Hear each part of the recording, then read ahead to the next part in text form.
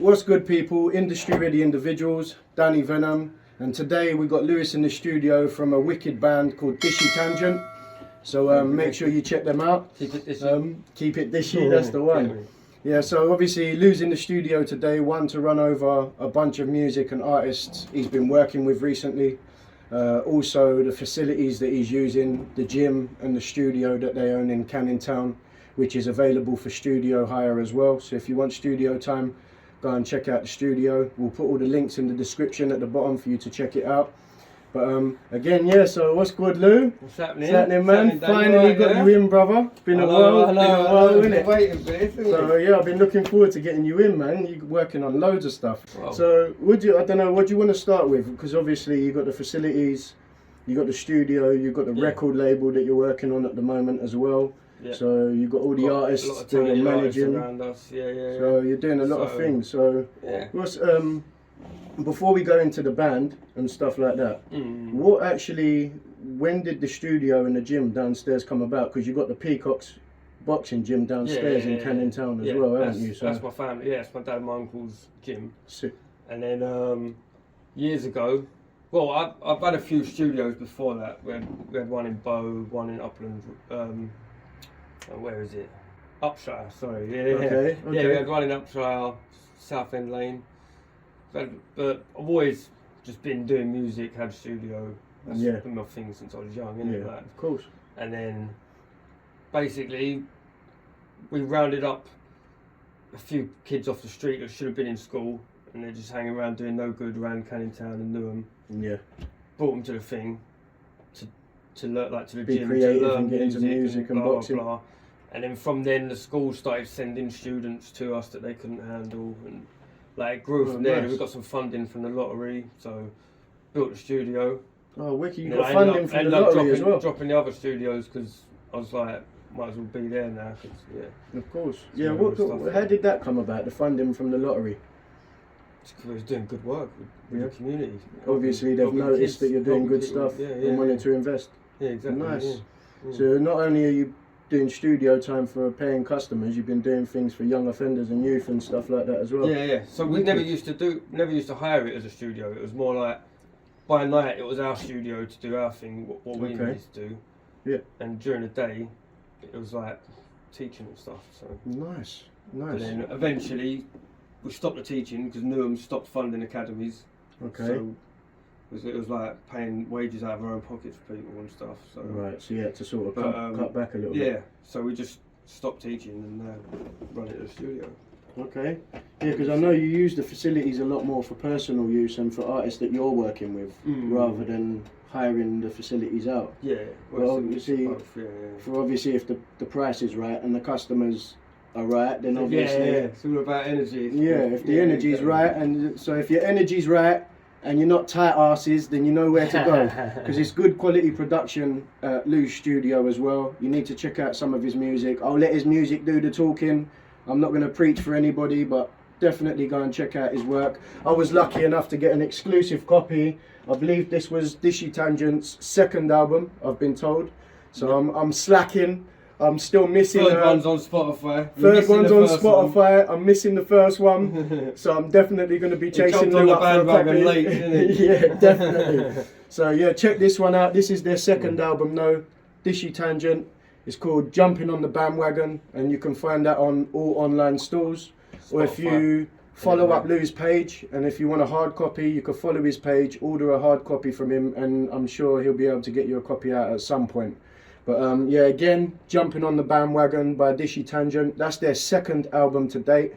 And yeah, there's some bangers on there. So yeah, you want to go and check it out. Make sure you check it out and check out their other two albums as well. So again, that's going to stay on the shelf with the exclusive copies.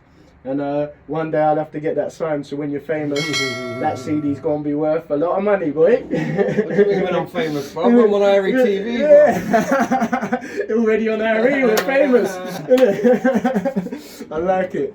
Yeah, but as well as that, Lou, also, I met Lou through two DJs who previously come on the channel. Shout out to Most Wanted 2. Ladder Records, baby. Yeah, Ladder Records, they've also joined Lou, so you can find Most Wanted 2 doing a lot of their productions. a lot of their music that they're making at the moment is coming out of Lou's studio as well. So, yeah, also I've noticed a few of the female vocalists you've been working with, and you've got some serious talent. Yeah, so like, obviously I know you said you want to bring them in a little bit later on, obviously follow the procedures. So like I said, you're the man making things happen. Then you got your band Dishy Tangent with the other 4 guys as well, who are performing with you throughout. But then and we've got the spin-off band, The Outfit. The Outfit as well. Yeah. So you're working with The Outfit. That's coming back. Album 2's coming. Well, so a lot of heard things it in here the pipeline. first. Yeah. So what's your, obviously you was explaining before the interview, you guys have got a few tours planned as well. Did you say you're doing a European tour in 2025, was it? Yeah. Well, that's what we're planning for The Outfit, but that's Okay. That's like brand new news. That's not. Okay, so something that's in the pipeline.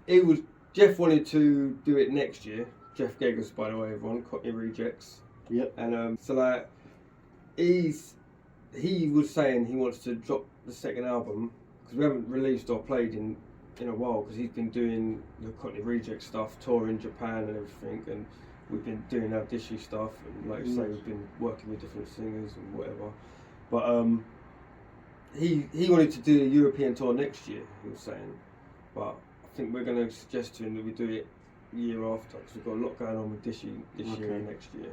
Yeah, nice. So drop the album next year, do the tour the year after. Yeah. Well, it makes sense.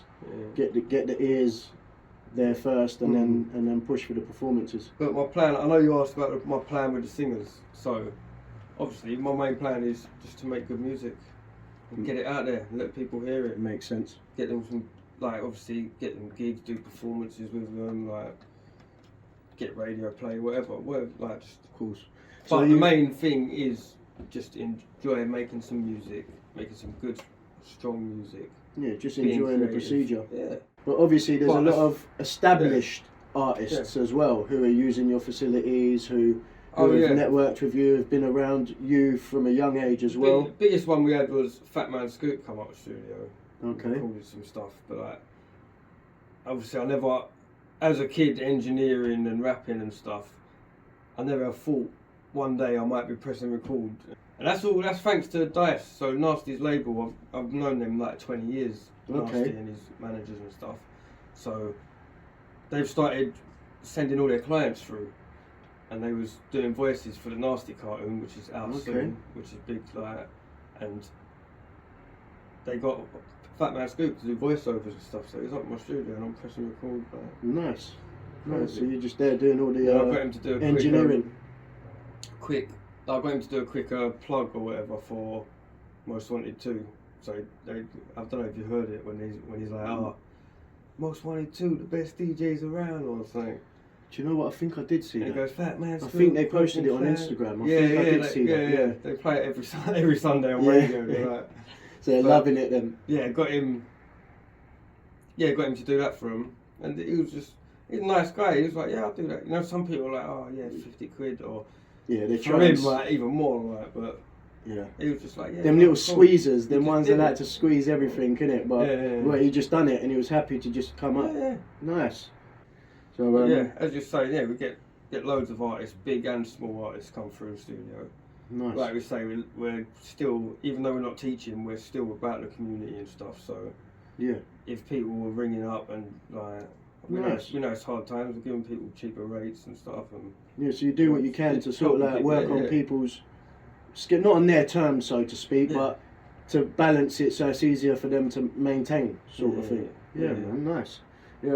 Things like that. I've done a couple of community events in Chelmsford, and when you see the impact it has, like, you might not think it's a major event for things we've done in the past or performances we might have had, and you might look at it, it's only a small venue and stuff like that. But sometimes the impact them community events have on the younger artists, like when I done it, I had a bunch of younger rappers performing, and a couple of them were really into music, but didn't have the drive or the money to back them. As soon as they started getting on events and performing and stuff like that, the drive, the energy, the change in character and everything, they just the mentality, the change in character was mad. Like, you see, and literally one of them, he's done quite well. He's featured on Link Up, Graham Daily, all the channels. He's doing his little thing. He's not majorly established, but he's gone from doing nothing, being like a little MC in Chelmsford, to doing a couple of things on my platforms. and the energy that he's had since then. So it's inspiring. Do you know what I mean? So you might think, oh, I've only changed one person's life, but that's all it takes. If you've helped one or two people, you can only do so much. But where you've been doing it, you're in a position now where potentially you're not taking it on at the moment, but you're in a potential position now where we was discussing, because you've got the extra room as well, so you're the podcast, you're thinking of setting up your own podcast and stuff as well. So like, there's going to be a lot of opportunities for people in the future as well. Also, not going on to Most Wanted 2, they've released a couple of old school garage tracks. Are they your production as well? Is it your beats? I helped with the production. Okay. It's their beats, or it's their sort of ideas on what they're looking for. Do you know what I mean? And I might be like, oh, what about these chords? And then they're like, yeah or no. And then, then they say, we need to add this or take that out. And then after they're doing their little mix on it on the decks after the MP3's done. Do you know what I mean? Okay, yeah. And then I'm writing the songs. Well, the first one we've got Kestra. She's my like singer I've known. Yeah, one of the singers. Yeah. And then she's written it. She likes to write for herself most of the time. Okay. So she's written that one, and then the second one with Swayla I wrote. Like, obviously I've never managed DJs before. I've never been a DJ. Well, I had a set of decks when I was 12 years old, but I weren't DJing. I was just playing instrumentals and rapping over it. Yeah. Well, that's at least you're honest. Yeah, most people with a set of decks is the next up and coming DJ. Yeah, just blaring tunes and just like walking around the pool table. Like. Sick. So I just asked a few people. I know a few people that manage a few big DJs and stuff. So I just asked them some advice and that. Yeah. And they're just like, first thing you need to do is get them releasing their own music. Like, yeah, definitely. That's the next step, because they're already on FM radio, Flex FM. Yeah. Yeah, they're smashing it. They're doing well, aren't they? They've got regular sets on the radio stations as well. I know they're always on other stations from here and there as well in between.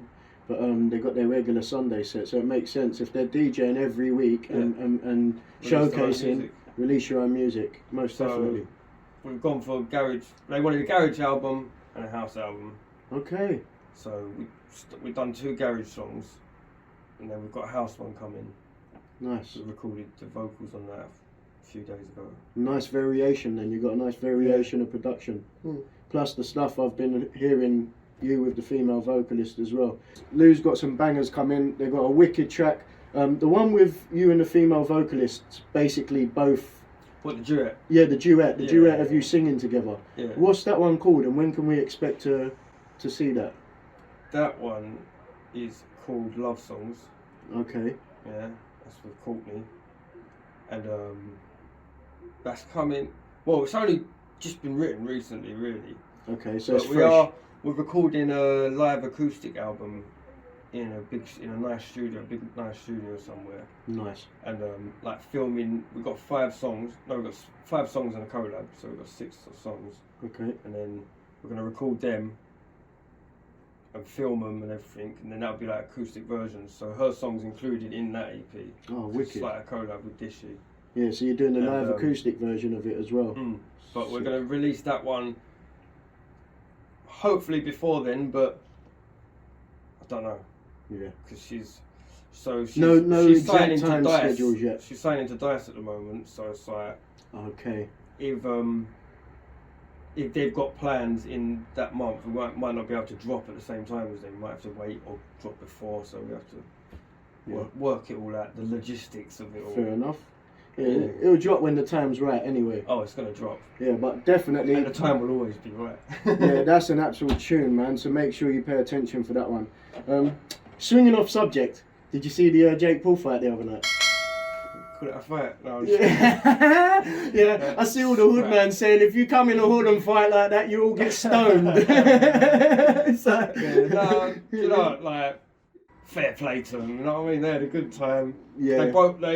I can tell they both enjoy boxing, even though neither of them can. It's hard to read. Tommy Fury, he done the job.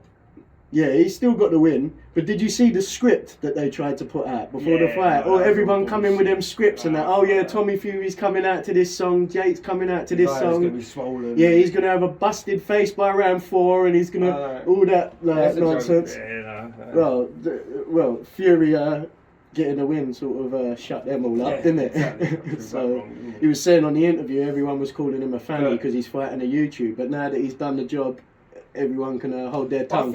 I think Jake Paul held his own in it. You know what I mean? He fighter. didn't get put down and he went the whole way. Yeah, and he knocked Fury so down. That's why I say, round. like, because obviously he can't really box like a proper boxer. Yeah. But then Tommy Fury is more of a social media star than a boxer. He's in that boxing family and that, but yeah, he's not like Tyson Fury. He hasn't really impressed me, like, or wowed me, you know? Yeah, well, that statistics, the 200 and odd losses and so many wins, it was like, wow. You think, like, that's not great statistics, is it? But then statistics don't mean nothing because the best man on the night, I guess, isn't it? Yeah. So, but yeah, well, I didn't think much of the fight, to be honest. I think Tommy Fury should have had him by about round 5. But yeah, well, that's like what he you said, predicted, and he didn't. I think he thought it was going to be easier than it was. It was surprising that he got that little knockdown. And Jake Paul in that end round caught him with a little hook. When I watch it, when he first said, "Oh, no excuses," but I slipped, I thought that's an excuse. Yeah, well, straight away. Like, because I thought he punched you in the face and you fell over. But when I did watch back, his foot does slip a bit. Yeah. And I heard someone saying that the mat was, like, the floor was wet, and a few other boxes slipped here and there. Fair enough, it is. But whatever. It was good, but it was entertaining. Look, it's like it's like a video game, isn't it? It's like you got fucking this YouTuber in a box, so it's like it's probably it's like saying in a film or a cartoon. Well, it's about as exciting as playing fucking boxing on the Xbox, isn't it?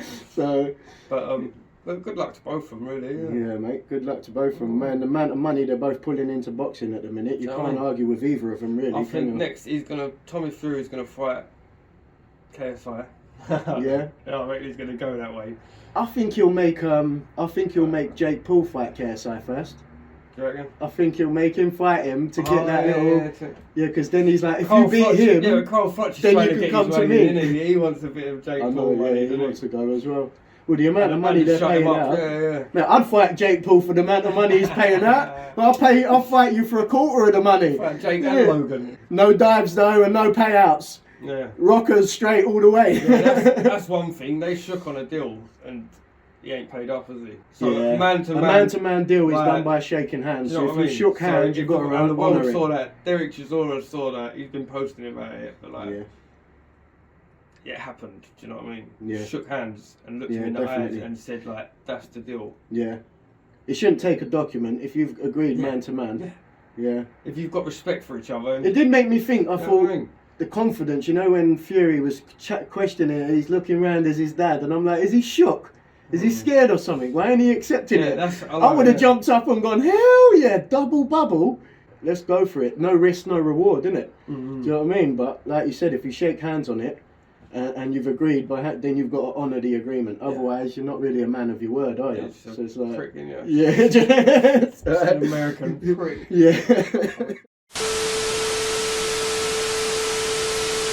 So let me take you back to the start of where the outfit came from. So I started rapping with the Cokneyrejects, old punk band, and like in the punk scene, they don't like rappers. So at first they didn't like me, but once I grew on them, they liked it. We was playing big punk festivals and everything. And when we was touring, Wayne from Dishy Tangent, he was like the guitar tech for Cokneyrejects. So he was on tour with us while I was touring with them.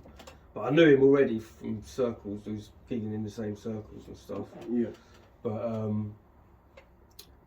so basically, Jeff Geggers from the Cokneyrejects said to us, I want to do a spin-off band with you as the guitarist and you rapping and singing, like me rapping and singing. So it started like that. Started writing together. Next thing, we was doing big festivals, touring. It was like punk, but it weren't punk. And then went to Brazil, toured a few places in Brazil, and was on TV out there. I remember you saying you had to get like a flight from one part of Brazil to another because of how far away it was. Yeah. Sort of thing. Yeah, I think that's when we went. I can't remember, Curitiba or Belo Horizonte, one of them.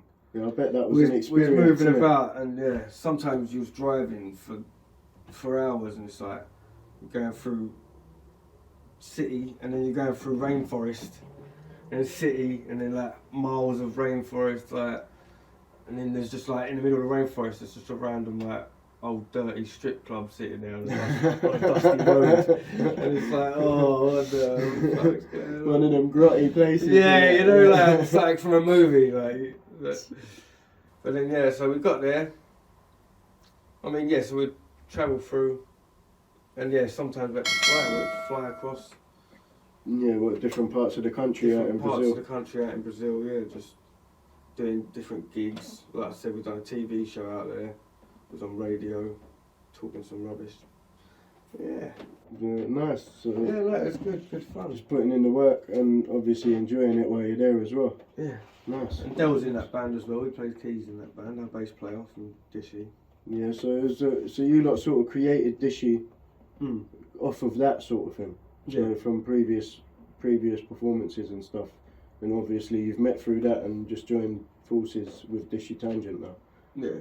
Yeah, nice. Yeah. So when I started writing with the outfit, like I said, me, Jeff, and Wayne writing, Jeff would leave, and then I'd get Wayne to lay some guitar on some of my solo stuff or whatever. Yeah. And then I had a solo gig coming, and then I said to Wayne, you might as well come play it live rather than me just playing a CD, you know? And then Del was there at the gig. He was a sound engineer there, so we got him to play drums in one song, bass in another song. Yeah. Because we knew he could play different stuff, so he just sort of joined automatically like that. Okay, nice. Nice. Dishy Tangent was reformed, because it started in 2012 originally with Matt Shilk. Okay. Okay. So there's 5 of you, isn't it? There's 5 of you in the band. Yeah. Yeah. Yeah. So we've got myself, frontman. I played a couple of different instruments during the set. Got our lead guitarist, our only guitarist, Wayne Maynard, Sustainard we call him. Got Fitz, Youngblood, he's on the keys. We've got Del, Sonic, Yeah. he's a bassist. And we've got Jason on the drums, Dr. Dish. Let's till last. Nice. Yeah, and then you've got a bunch of other artists. You were saying before about you're managing a few singers and stuff like that as well. Well, over the years worked with loads of singers, but recently we've got Serena Dench. Go check her out. Yeah, we'll add all the links underneath as well for any of the artists working with Reason up in the studio. Is it Muscle Memory Music? Yeah, that's the studio. Yeah. Music with a K. Music with a K. Muscle Memory Music Studio. But obviously you can follow their pages, Dishy Tangent and Reason as well, Ladder Records as well. So follow up all the pages. We'll add the links below in the description. The links to all the singers and artists that Lou's working with as well. We'll add all their tags in the description so you can follow them all up. But yeah, you've got a few other singers as well. You got, is it Tia? Yeah, so Tia I've been working with. Yeah, so Tia Pearman. Go check her out. I think it's Tia Pearman sings. Okay. Yeah, she's a good singer. I'm just helping her just develop her writing and getting stuff produced for her, whatever. Like that. Yeah.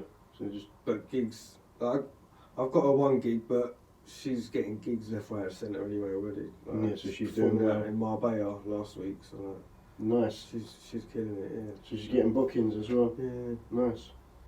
Nice, yeah, because she has got a good voice. We've seen a few bits that you've put up with her on Instagram as well, where you've done like the live acoustics or you're playing keys and she's singing and stuff like that. So I've been seeing that. So that's hot stuff as well. But yeah, some nice projects. Make sure you follow up the pages and check them out, because there's a lot of good music coming through Lou's studio as well. So make sure you follow up all the pages. Yeah, what else? Because you've been working on a few other things as a band yourself as well, Dishy Tangent. So in reference to Dishy Tangent, you've done a few performances on some TV shows and some other bits and pieces as well, isn't it? So you've been doing a lot of performances recently. Yeah, we did Big Nasty Show. So recently we only played to the crowd in between takes. Right. Performed with Courtney. Yeah. So, but the time before, when it was 3rd season, I think, played on it 3 times. Nice. Played a song with Nasty and Daneo. Then Nasty and LaVille. Yeah. That was for the Big Nasty Show. Yeah. Played at the end of it. Yeah. Nice. So that was good. That was good fun. Yeah, it's another performance under the belt. Yeah, exactly. As well, another achievement. I actually dropped a 16 bar on LBC as well. I think I'm the first rapper in history to do that. Yeah. Fair enough. Prime time. It was like time when people were going home from work and that. Yeah. And you just dropped, And he let me drop a 16 bar. Yeah. Nice. Yeah. Shout out to And the he shout out to shouted the us out. DJ. Do you know what I mean? What's his name again? I think it was it Eddie Mayer? I think it was Eddie Mayer. Is that his name? Just let you drop a 16 bar. Yeah, the presenter, yeah. So they was doing a show talking about musicians and music and how something's affected musicians or whatever, blah blah blah. I think it might have been about Brexit affecting musicians or some, I don't know, I can't really remember, but it's just like anyone that does music or whatever, I'll just call up like. So I thought, fuck it, I'll call up, you know what I mean, why not? And just dropped a 16 bar. Up to 16, mate. Daytime radio. And then fucking, yeah. Nice. He was like, yeah, so I was, obviously I didn't just call up and drop a 16, I called up and I was telling them about my views on the subject and blah blah blah. And then he asked about the band and that, and obviously I plugged the band. And then he was like, do you reckon you can sing good enough for LBC? But obviously I'm not just going to start singing, you know what I mean? On there, dropped I'm a not a 16 singer bar. like that, I'm more of a rapper originally, so like, when they're like, do you want to sing something? I was like, I don't know if I can sing something, but I can rap something, you know. And he's like, as long as there's no swearing, I was like, yeah, of course not. Boom. Dropped it. That's fair enough. Plugged the band a few more times, yeah. We had a few people commenting on YouTube saying like, oh, I heard you on LBC. So obviously millions of people listen to that. Yeah, that's a tight. It's good promotion. Good promotion, isn't it? So it's a good And I call. think I'm the first person to ever do it. Touch. So, Yeah, it's achievements. suck on that. Yeah, Bitches. accolades. So We had a Brazilian drummer at one point. He's like famous in Brazil, massive drummer. So when we toured there, we played with him. And then he came and played with us in England a couple of times. nice. But we've had a few other drummers. We had Ray from Knuckle Dust, Ray Dust, Big Cat. He's a sick drummer. So just But I think building his other connections. band, Nick Knuckle Dust, got too busy, so he couldn't juggle both bands. Yeah, so he's had to stick with what he's He's in doing. a big band, like Knuckle Dust is a big band, yeah. Yeah, so they're doing well. If they're getting the bookings and the performances, you've got to stick with what's working, I guess, isn't it? So I think we're going to switch it up and basically, because only me, Wayne and Del was in the outfit, right. so Fitz and Jason, like, if we was to tour with the outfit, it's like, it's going to stop. Like, Fitz and Jason wouldn't be touring with us, do you know what I mean? Right. Yeah. But we're I hoping get to you. try and incorporate Bring them it so in. it's just Dishy and Jeff. Right. So then, if we do a European tour, we might be able to put Dishy some small gigs alongside it. Yeah. You know, and have the whole band out there. Yeah, well, without- do without what thinking- he's done with his band, because that way then you're building the same network. Then Yeah. you could turn it into a And it's different, booking two different network for styles of yourselves. music, so they're gonna coincide nicely. yeah. So it makes Anyway, sense. that's just a plan, anyway, isn't it? Well, yeah. You can only put it into action, innit? Yeah. Just see how it goes once it's done. We've got a few things dropping. We've got an EP dropping ASAP. It's got 5 tracks on it, 5 bangers. And then one collab, We've got was the it? 4th album. We've got 2 collabs. That one that you're talking about, and one with Swaler. Check Swaler out. Yeah, links added in the description as well. We'll put everybody's links in the description, so make sure you check all the artists out. Make sure you go run up their pages, and I'm sure you'll see more of these artists in the near future as well, because Lou's planning on bringing 1 or 2 of them up here for an interview as well. So you'll be catching them on at some point soon. So make sure you follow everyone up and get to know what you need to know about the artists. So yeah, but yeah, what about, so any bookings booked over the next few months for Dishy that people can look into, that could We've got a come few- and see you A few perform? summer things coming up, but we're just, these next few months and that, we're just focusing on studio, videos, releases. Yeah. Mm. Yeah, just getting products Rehearsals. ready. Yeah. But we're gonna start gigging again soon. Nice. We ain't done it. I don't think we've done a gig this year. No, we ain't. Not done one this year? No, But that's- I could have sworn I see some things posted up online. Oh yeah, we're still active, but not gigging at the Oh, moment. so, okay, so it must be performances from prior Yeah. bookings or something I've Yeah, been yeah, seeing yeah. them. It's probably old footage recycled. Yeah. Fair enough, no worries. But make sure you check them out. Everybody go and check out Reason's page. Don't worry, we'll be gigging soon. Yeah, definitely. So I'm looking forward to seeing Dishy perform as well. Definitely going to be down there whenever they're performing. I'm going to make sure I make the time to get down there as well. So make sure you all do the same. Go and run up all their pages. Check out all their social media pages. You can find them on Spotify, all music platforms, iTunes for downloads. They've got 3 albums out at the moment and a bunch of singles as well, so make sure you go and check out their work. We're going to be having the band Dishy Tangent in at some point soon as well, so you're going to be seeing the rest of the band in a coming episode. So make sure you follow up their pages, check out the music, so you can get active when the video goes live when they're next down here. So again, make sure you subscribe, hit up the pages, and blessings to Lou for coming down to the studio. Safe, bro. No worries. No, Thanks for having me, bro. No, it's been a pleasure. Yeah, sorry for the inconvenience, for the technological problems with the cameras cutting out on the first series. It happens. But yeah, we like to keep it real. So yeah, we show that nobody's perfect, and we're chucking it in there because that's exactly what it is. And more love to everyone that's been watching. Blessings. Dishy, y'all.